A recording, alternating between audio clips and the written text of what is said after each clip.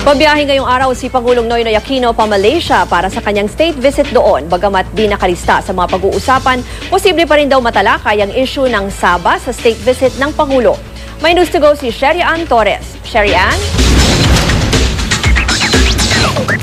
Yes, Ruth. Ngayon lang uli magsasagawa ng state visit dito sa Malaysia ang isang Pangulo ng Pilipinas matapos ang 12 taon. Ayon mismo kay Philippine Ambassador to Malaysia, Ed Malaya. Magiging sentro raw ng pag-uusap ng dalawang bansa ang kinabukasan ng Bangsamoro matapos ang October 15 ng Framework Agreement on the Bangsamoro. Partikular na ang economic development aspect nito. Marami na raw kasing nagpapakita na interes na maglagay ng negosyo sa Bangsamoro ayon kay Ambassador Malaya. Pagtapak dito sa Malaysia, pangungunahan ni Pangulong Noynoy Aquino ang inaugurasyon ng kauna-unahang Petron Station dito sa Kuala Lumpur. Maglalagay na rin daw ng negosyo sa Malaysia ang Rubina Corporation, Pancake House at ilan pang kilalang negosyo sa Pilipinas. Sa Pilipinas naman, may mga madaragdag naman din daw na negosyo mula sa Malaysia gaya ng 20 bagong branch ng Maybank, gayon din ang karagdagang branch ng Shangri-La Hotel, Resorts World at iba pa. 2 bilateral agreement din ang pipirmahan ni Pangulo Aquino at Prime Minister Najib Razak.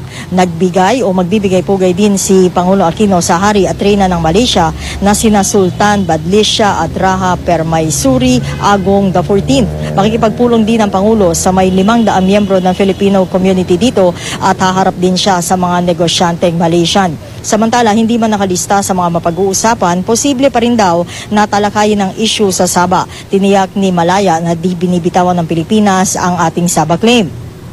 Ruth, buwan na naman daw na dinadalaw pa rin ng Philippine Embassy officials ang 27 sinasabing supporters ng yumaong si Sultan Jamalul Kiram III na sumugod sa Sabah at ngayon nakakulong doon. Maliban sa mga ito, may 21 Pilipino pa rin daw ang nakakulong ngayon sa Malaysia at nahaharap sa parusang bitay dahil naman sa mga kasong illegal na droga at murder. Dito, Ruth, sa kinalalagyan natin sa Filipino Workers Resource Center Community and Cultural Annex, makikita nyo yung bahagi nung 45 na mga Pilipina na kasalukuyan na nanunuluyan dito sa may welfare center ng DOLE at gayon din ng DFA dito sa may Kuala Lumpur. Sila ay naghihintay doon sa pagbaba ng kanilang mga dokumento para naman sila ay makauwi sa Pilipinas.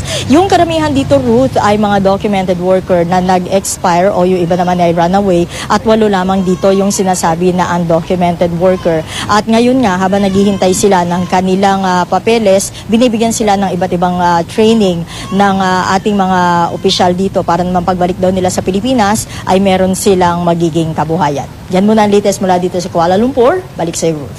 Maraming salamat, Sherry Ann Torres.